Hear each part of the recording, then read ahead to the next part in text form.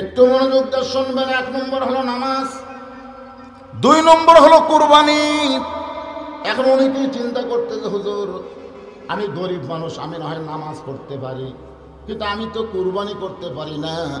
এই 2টা আমল না করলে যদি হাউজে কাউসারের পানি না পাওয়া যায়, তাহলে নামাজ পড়বো কিন্তু কুরবানি জমি দিলাম না। এই কুরবানি মানে গরু কুরবানি না, এই কুরবানি মানে খাসি কুরবানি না। এই কুরবানি হলো ফিলিস্তিনের মুসলমান বাতিলের বিরুদ্ধে হকের পক্ষে ইসরায়েল সৈন্যর সঙ্গে লড়াই করতে গিয়া যেমন জীবন কুরবানি করতেছে, আমাদেরকেও বাতিলের সঙ্গে লড়াই করতে গিয়া হকের পক্ষে জীবন কুরবানি করা লাগবে। আলহামদুলিল্লাহ আলহামদুলিল্লাহ নাহমাদুহু ওয়া নাস্তাঈনুহু ওয়া নাস্তাগফিরুহু ওয়া নু'মিনু বিহি ওয়া নাতাওয়াক্কালু আলাইহি ونعوذ بالله من شرور أنفسنا ومن سيئات أعمالنا من يهدي الله فلا مضل له ومن يضلله فلا هادي له। আপনারা সকলে জবান খুলে বলেন আশহাদু আল্লা ইলাহা ইল্লাল্লাহু ওয়াহদাহু লা শারীকা লাহু ওয়া আশহাদু আন্না মুহাম্মাদান আবদুহু ওয়া রাসূলুহু الذي أرسل رسوله بالحق بشيرا ونذيرا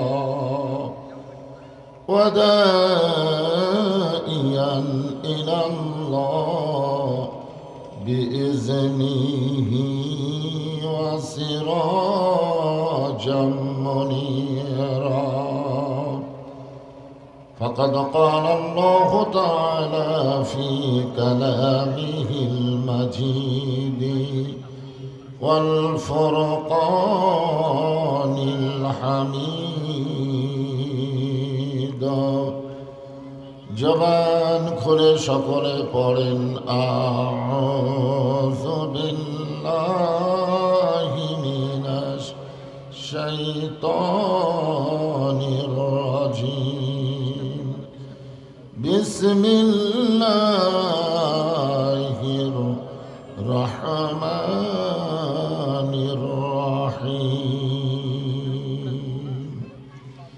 ইন্না আ'তাইনাকাল কাউসার ফাসাল্লি লিরাব্বিকা ওয়ানহার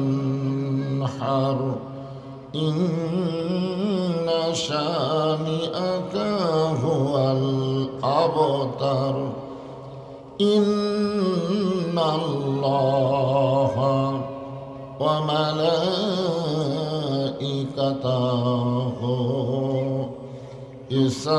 ইউসাল্লুনা আলান নবী ইয়া আইয়ুহাল্লাযীনা আমানু সাল্লু আলাইহি ওয়া সাল্লিমু তাসলিমা। আল্লাহুম্মা সাল্লি আলা মুহাম্মাদিন ওয়া আলা আলি মুহাম্মাদ কামা সাল্লাইতা আলা ইব্রাহিম ওয়া আলা আলি ইব্রাহিম ইন্নাকা হামিদুম মাজিদ। আল্লাহুম্মা বারিক আলা মুহাম্মাদিন ওয়া আলা আলি মুহাম্মাদ কামা বারাকতা আলা ইব্রাহিম ওয়া আলা আলি ইব্রাহিম ইন্নাকা হামিদুম মাজিদ। লা ইলাহা ইল্লাল্লাহ। সবাই জবান খুলে জিকির করতে কোনো শরম আছে? জবান খুলে লা ইলাহা ইল্লাল্লাহ, লা ইলাহা। সর্বপ্রথম আল্লাহর পক্ষ থেকে বান্দার জন্যে যে হুকুম এবং ইবাদত, তার নাম হলো জিকির। বাবা আদম আলাইহিস সালাম থেকে শুরু করে আমাদের নবী পর্যন্ত যে কলেমার জিকির করেছেন, আমরা সেই কলেমার জিকির করতেছি। আপত্তি আছে? আফজালুল জিকির লা ইলাহা ইল্লাল্লাহ, সবচাইতে দামি এবং সম্মানিত উত্তম জিকির হলো লা ইলাহা ইল্লাল্লাহ। আল্লাহ রাসূল বলেন, কোনো মানুষ যদি সারা জীবন পাপ করে আর মৃত্যুর সময় যদি লা ইলাহা ইল্লাল্লাহ জিকির করতে করতে যদি মারা যায়, শুধু জিকির করার খাতিরে আল্লাহ তার জীবনের সমস্ত গুনাহ মাফ করে দেয়। আমরা যে নামাজ পড়ি, নামাজ কিন্তু সব সময় পড়া যাবে না। মন চাইলেই আপনি নামাজ পড়বেন, হবে না। মন চাইলেই আপনি রোজা করবেন, চলবে না। মন চাইলেই হজ করবেন, হবে না। মন চাইলেই যাকাত দেওয়া যাবে না। কিন্তু জিকির এটা সব সময় করা যাবে। এই জন্য আল্লাহ কোরআনে বলেছেন, ইয়া আইয়ুহাল্লাযীনা আমানু উযকুরুল্লাহা যিকরান কাসীরা।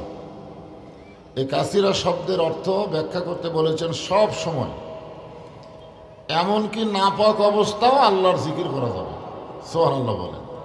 শুধু পাক অবস্থায় তো ইবাদত করি আমরা, নাপাক অবস্থায় আল্লাহর জিকির করা যাবে।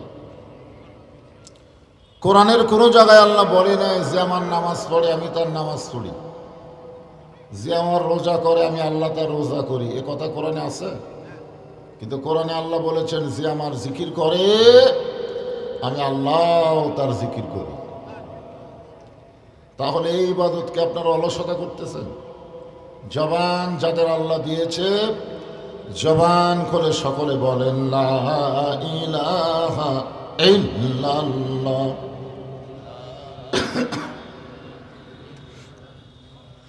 লা ইলাহা ইল্লাল্লাহ, লা ইলাহা ইল্লাল্লাহ, লা ইলাহা ইল্লাল্লাহ, লা ইলাহা ইল্লাল্লাহ, লা ইলাহা। পুরুষ মানুষ আমার সামনে বসে আছে, হাই রে পুরুষের গলারে। বর্তমানে মেয়েদের গলার স্বর আছে, শব্দ আছে, কিন্তু পুরুষের নাই। যেদিন থেকে বাংলাদেশের পুরুষেরা শব্দকে নিচু করেছে, সেদিন থেকে নারীদের রাজত্ব শুরু হয়ে গেছে। জোরে কোন ঠিক কিনা? আজকে প্রত্যেকটা বাড়িতে দেখবেন মেয়ের কথা শোনা যায়, মরদের কথা শোনা যায় না। আপনি খুব খেয়াল করে দেখবেন, বাড়িতে পুরুষ আছে এটা বোঝাই যাবে না, মেয়ে আছে এটা বোঝা যাবে। তা আমার সামনে এতগুলো মরদ মানুষ, কথা আসতে বলে দুই দল। একটা হলো মেয়ে মানুষ, জোরে কথা বললে পর্দার খেলাপ হয়, ঠিক না? আর একটা হলো চোর। চোরেরা জোরে কথা বললে ধরা পড়বে, এই জন্যই ফিস ফিস করে কথা হয়। তা আপনার কি মেয়ে মানুষ? আপনার কি চোর? তাহলে জবান খোলেন না কেন? সকলে বলেন লা ইলাহা ইল্লাল্লাহ, লা ইলাহা। চাঁদ সূর্য যার গ্রহ তারা, আল্লাহ নামের পাগল পারা। চাঁদ সূর্য যার গ্রহ তারা, আল্লাহ নামের পাগল পারা। আমার আল্লাহ নামের এতই দয়া, আল্লাহ নামের এতই মায়া, লুকিয়ে রাখছেন হে আল্লাহ জোরে লা ইলাহা ইল্লাল্লাহ, লা ইলাহা ইল্লাল্লাহু ইল্লাল্লাহ ইল্লাল্লাহু ইল্লাল্লাহ লা ইলাহা ইল্লাল্লাহ লা ইলাহা ইল্লাল্লাহ লা ইলাহা ইল্লাল্লাহ মুহাম্মাদুর রাসূলুল্লাহ। সকলে নবীর মহব্বতে, নবীর প্রতি মহব্বত করার দরকার আছে না নাই? নবীর তো ইবাদত করা যাবে না। ইবাদত একমাত্র কার? জোরে বলেন। আমরা যে জিকির করলাম এটা কি? এটা ইবাদত। ইবাদত শুধুমাত্র আল্লাহর জন্য করতে হবে, আল্লাহ ছাড়া। আল্লাহ ছাড়া অন্য কারো ইবাদত করা যাবে? কিন্তু আমরা যে দরুদ শরীফ পড়ি নবীর নাম শোনার পরে, এই দরুদ শরীফ যদি আমরা না পড়ি, মনে করেন নবীর নাম মোহাম্মদ রাসূলুল্লাহ বললাম কিন্তু দরুদ পড়লাম না, আমাদের কি হবে? পবিত্র রমজান মাসে আল্লাহ রাসূল যখন জুমার দিনে খুতবা দিবেন, খুতবা দেওয়ার আগে 3 বার বললেন আমিন আমিন আমিন। সাহাবেরা জিজ্ঞাসা করলেন, ইয়া রাসূলুল্লাহ, আপনি যে আমিন আমিন আমিন বললেন, কি কারণে বললেন? আমরা তো বুঝতে পারলাম না। আল্লাহ রাসূল